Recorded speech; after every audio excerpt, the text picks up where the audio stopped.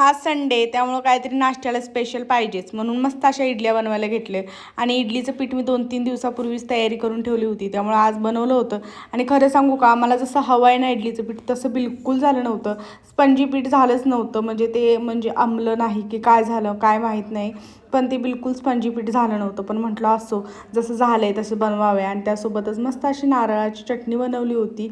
छान असा नाश्ता वगैरे करून घेतला. आणि नाश्ता आमचा इतका लेट होतो की दुपारचं जेवण आम्हाला करताना असं वाटतं की जेवण करावं की नाही. पण दुपारच्या जेवणाला पण आज स्पेशल होतं. आज स्पेशल म्हणजे मटण बिर्याणी होती. आणि आपल्या मटण बिर्याणीच्या रेसिपीचा लाँग व्हिडिओ ना आपल्या यूट्यूब चॅनलवर आहे, आणि तो आपला पहिलाच लाँग व्हिडिओ आहे. तुम्ही नक्की सपोर्ट कराल. त्यानंतर नाश्ता वगैरे करून घेतला, जेवण करून घेतला. आणि इव्हिनिंगच्या वेळेला आम्हाला बाहेर जायचं होतं, कारण किराणा भरायचा होता. त्यामुळं थोडंसं बाहेर गेलो, किराण्याची लिस्ट वगैरे लिहून दिली त्यांना, आणि किराणा वगैरे भरून घेतला. आणि जसं काय मला हवं आहे तसं की सगळं घेऊन घरी आलो, आणि असं काहीचा दिवसाचा एंड केला.